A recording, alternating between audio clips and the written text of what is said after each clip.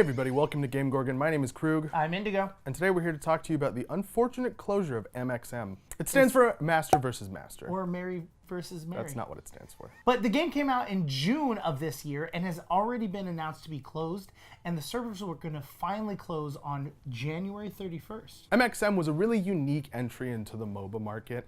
It had a really interesting mechanic by which you could pick two characters and swap between them during the middle of a match or in the middle of a fight even if you wanted to. Kind of like the old side-scrolling Street Fighter-esque games where you'd have two fighters instead of one, and when one got to low health or when you needed the other one's mobility, you could swap between them.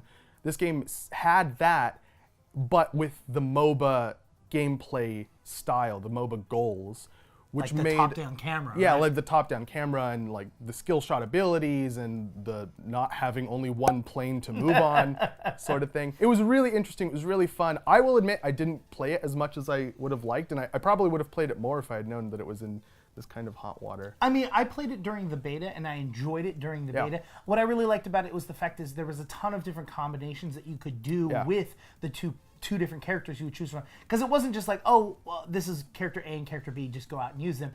They actually had, oh, when you use this kind of elemental attack, if this other character is, if this other element is being used, then you can attack. So it created these really cool, like, skill shot combo, just swap in and out, being able to, like, really pop. It was really, really fun, but it also kind of solved a problem that's common in MOBAs, for me at least, where you could follow yourself up. So if you ult and you put the enemy team in like a stasis, for example, you don't have to necessarily rely on your allies to come in. It doesn't make the game a solo game, right? You still have a team and you have to work with them.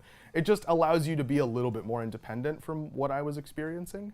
I felt they had more variant too. Yeah, like absolutely. The variation was really enjoyable with it. The problem is that the in between matches, I really hated that area.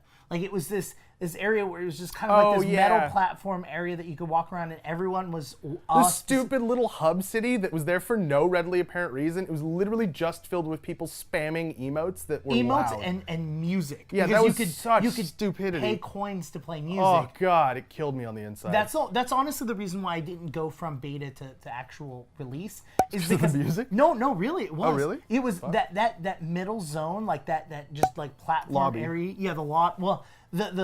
Yeah, the lobby. I didn't like the environment. It was just garbage. I would rather sit at a loading screen with no music, no sound.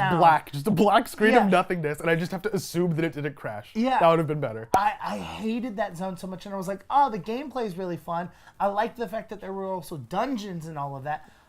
Yeah, there was a whole PvE thing. It was great. It was pretty cool. But that middle zone just was like, I lose complete interest. I don't care that someone else wants to play this really stupid song. And it was location-based. So if you like go over here, you would hear one song, and then you walk 10 feet over, and then someone else would have a different song blaring, blasting. If you stood between them and you hear both of them, it was aggravating is what it was. That was just like, I've never seen him that angry about something before. It was just music. Unless you go like 10 episodes back and or watch like 2 episodes back. Yeah, really. Click the link below for the playlist. MXM was a microtransaction-based game. The developers realized that some people have spent money recently in the game, and so they've stated that if you've spent money between August 30th and November 16th, you'll get that money refunded to you, which is good. That's probably the least take advantage of people microtransaction thing that I've seen in my life. EA, excuse me.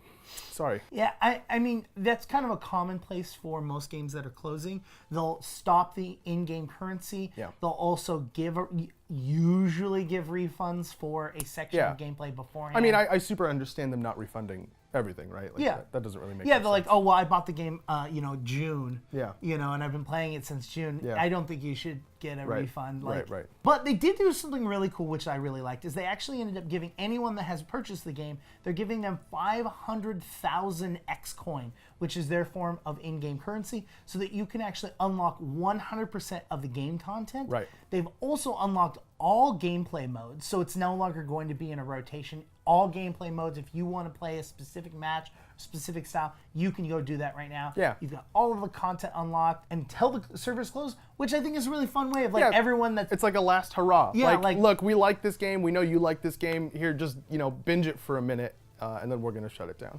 Could you imagine Just really quick. If like that, the releasing of all the content and like now it's just like a completely like you don't need to pay anything to play this game. If like suddenly then like so many people start playing it that like It's possible. It's 100%. 100%. Because I was like, oh, you mean like giving someone a full gaming experience without having them pay extra would maybe make people want to play more? Oh, no way. I mean, it might happen. It might actually happen. The last thing that they're doing is was a community Luna skin that was created, and they have dropped the price down to 1 X coin. So anyone has access to actually get the new cool kind of skin. Which doesn't make any sense, because why would you set the price to 1 X coin and give everyone a 500,000 X coin? You could just do one or the other. Either give everybody 600,000 X coin to compensate for the super expensive skin, or set everything's value to 1 and give everybody like 30 X coin, and then everything can be unlocked. I don't understand. And I'm the one that has weird nitpicky things. Anyway. That's not why I stopped playing the game. What is the dumbest reason that you've quit a game? Is it dumber than Indigo's, or is it slightly smarter? Let us know in the comments down below. While you're there, hit the like button, like the video, subscribe to the channel, help us out a lot. Also hit the notification bell. You'll get notifications whenever we post any of these awesome, wonderful, beautiful videos. I've been Krug. You can find me at KrugQT on Twitter. I'm Indigo, and you can find me on Twitter at IndigoQT. And you can talk to both of us at _QueueTimes. We've been GameGorgon. We'll see you all tomorrow. Bye.